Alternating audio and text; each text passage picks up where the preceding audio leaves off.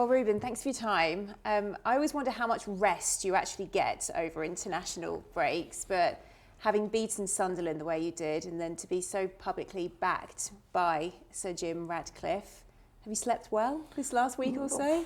It doesn't change much because Jim is always sending message and Omar after the games. So everything that he said on the media, he said to me many times. But that will not change the way I see our club, the frustration of not winning every match. So that is not going to change. I sleep quite well, of course. I'm a father, so I have a lot of things to think, but I'm really comfortable. I enjoy the break, but I watch a lot of our games. I stay here to do that, to work on the different things. So I'm ready to restart. You say there about Jim Ratcliffe, and you've spoken before about how your meetings are always largely quite positive.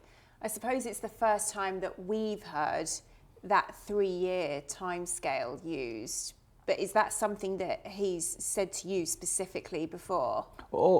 He said, of course, we are not sending message and talking about the years, but he's always saying to me that it's going to take a while. He said all the time that he wants me for many years, but he knows and I know how is football. So we can just focus on the next game. We know that in our club everything changed, so you are in the good moment. We win against Sunderland. We are with all the support of the board, but then one game can change everything. But it's also always positive to hear your boss to give you that comfort, especially for our supporters to understand that everyone here understands that is a big job and it is going to take a little bit while. Yeah, I suppose you've alluded to it already. It doesn't change the fact you still need to win matches, but does it change? Do you feel as if you have a bit more space to kind of relax into things a bit more? Are you hopeful that the noise dials down a little bit? It's hard to feel a little bit more relaxed because it's something internal. It's something about me as a coach. So I want to win really bad, and I want my team to perform because every game is your image that is there, and that I take that really personally. So again, it's really important for any manager. It's really important for the fans to understand that we have a direction. It doesn't matter the noise. That is really important, but the pressure that I put on the team, on myself, is not going to change, and I'm not more relaxed because of that. He did also mention Mikel Arteta and the fact that it really took him a couple of years to get going. Is that something that's crossed your mind even before this last week or so? Is it something that you cite, that you lean on yourself? No, I think every situation is different. Of course, we can hold on to good examples. I think Mikel was a perfect example because it took a lot of things before he reached this kind of moment that he is in the moment. I was not expecting, because you never expect. You expect to come here and to start winning and everything is fine. So it's hard to say that I was expecting this to happen. But Mikel is a very good example in the way that he handled all the things around the football. But again, I think it's two different clubs, two different situations, and we need to start winning back-to-back games. So let's focus on this game. I suppose the suggestion is, though, from him that perhaps 3 years is the amount of time that you need to prove your greatness, I think was the word he used. In that time, to you, what would greatness look like? It's hard to say. It's hard to say. Of course, you can say winning titles, but in the last season we were near to win a title. So sometimes it's hard to balance things. It's just winning. Sometimes you win titles, and you see with Tottenham, you can win titles and they go to a different direction with a different manager. So I don't know. I think we need to be a bigger team. We need to win in every consistently. We need to perform in every fan should expect the team to perform today, tomorrow. So I think that is what he wants to see, a team that could fight for titles, that win titles, and that is really consistent in the way they perform. You've mentioned a lot about winning, so let's reflect on Sunderland. You spend so much time having to defend your ideas. So how good does it feel when it all comes together like that, particularly in that first half, which was so comfortable? First of all, it's just one win, but of course, we play especially the first half. We play with 4 defenders, not with 3 defenders or 5 defenders like everyone is saying. So that is what I'm saying all the time. I think we were really focused on the job, on the task, and that can change completely the way we play. As a team, we were good on the ball, so it's good for a manager to see our idea on the pitch. That is give you more confidence, give you more excitement. But again, was just one game, and I know that. And we proved in the past that in one game we can perform even against the bigger teams. Our problem is to do that in every single match, and we are trying to reach that point. It looked as if there was a bit of a tweak there to make the approach a bit more direct, particularly through the goalkeeper and Sesko.